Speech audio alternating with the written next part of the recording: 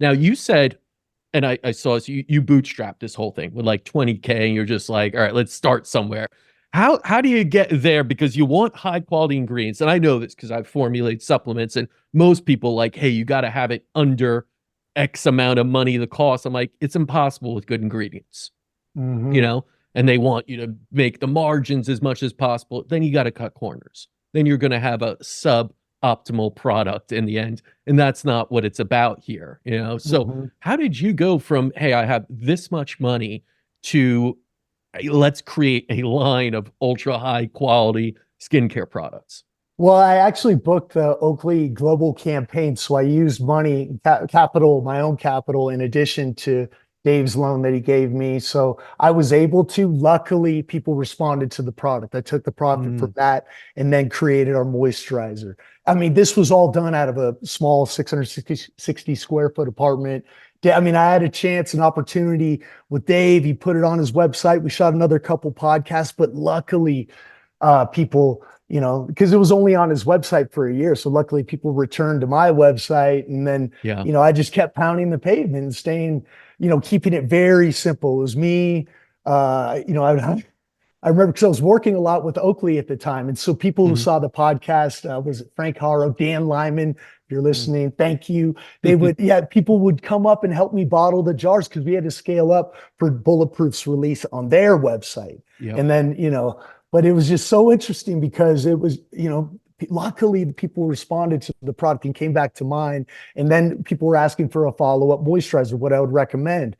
And then I made our moisturizer. And then from that, people were wondering what to use at night. I mean, this wasn't just a streamlined process. Every single one of the products, I mean, the moisturizer took 22 tweaks, 11 Mm, tweaks into it. We didn't have, because we were going to go USDA certified organic at that time, mhm. but we couldn't because a lot of my ingredients were wild crafted. So in order to get that Yep. 100%, we're at like 95, 96 Yep. across the board with the exception of the Pearl Cleanser and Night Cream, because you can't, Pearl Powder and Kaolin Clay are tough to certify as organic. But that's the thing, just starting from scratch, blank canvas. Luckily, I met a very good chemist named Susan Raffi, Anthony Maxfield, just mentors to me that, meeting with, seriously. And if anybody did this to me, it's the same thing. What you cannot deny passion and interest, especially when it comes from a good place. These, like, that manufacturers and chemists,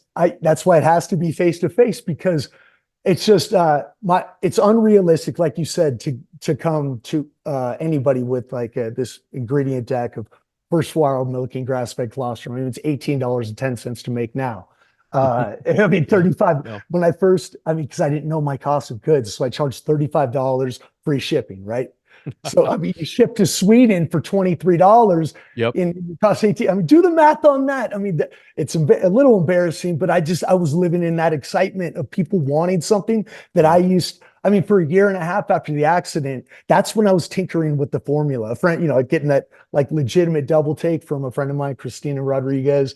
She's like, what are you doing? Because she saw me right after the ICU. And then that just sharing something, but getting little, I never thought it was going to be a business or a product, but for about a year and a half, getting that, like, the meeting with a smaller esthetician or Mm, makeup artist to maybe throw it in her kit. But I'm sorry, it's just a little too strong. But I would dial down the vitamin C, a little too earthy, dial down the kelp powder mm, 50%. And so that year and a half after the accident was really just, it was fun because I was recovering, as I was back in the industry as well, working more as an actor than I was before.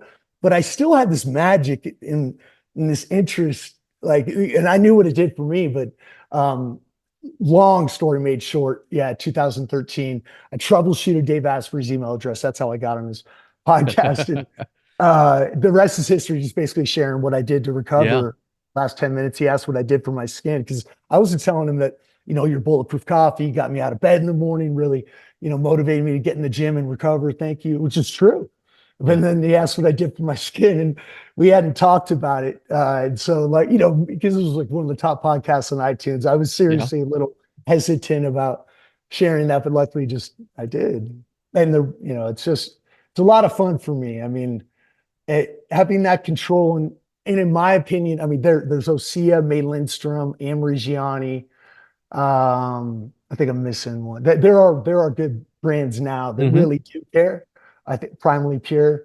But it's just we have that control. And I like as you mentioned, well, before the podcast, you're on your travels, I believe it was to Africa. Like I'm so close to Egypt and Mm, Peru and Italy and Greece. So like just this past year traveling, my next thing that I want to do is I want to make a product called curandera. That means the healer.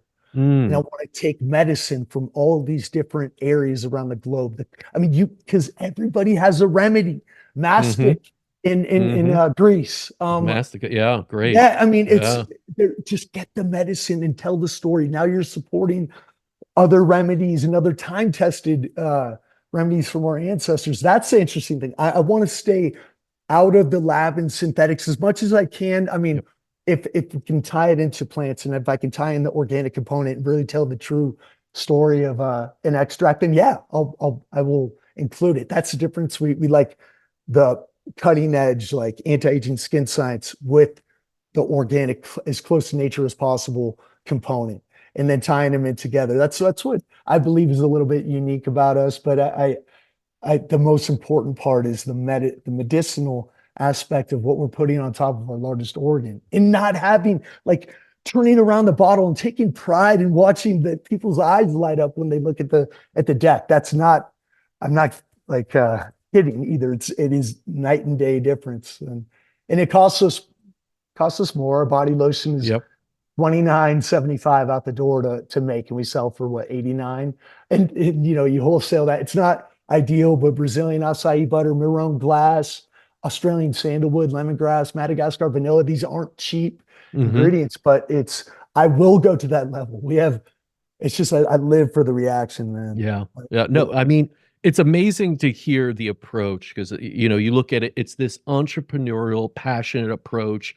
You're so invested in it. You're combining that with ancient wisdom, which is absolutely the way we should go, is to look at how other ancient civilizations who knew so much more than we do about certain things applied it. And then you're going with experience of not just yourself and others. I feel like too much of what's happening in both medicine, healthcare is it starts with the marketing, right? It starts yeah, with what's profitable. How can we cut costs? How can we do this? What's, building up? Let's add these two because people are trending on it in Google Analytics. It's like, and then you end up with something that, yeah, will make you money, but doesn't really do much to heal at all.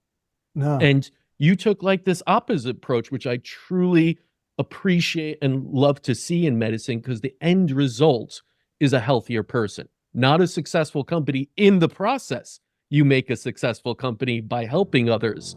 But too mm, many put the dollars first in health and medicine. And you didn't do that.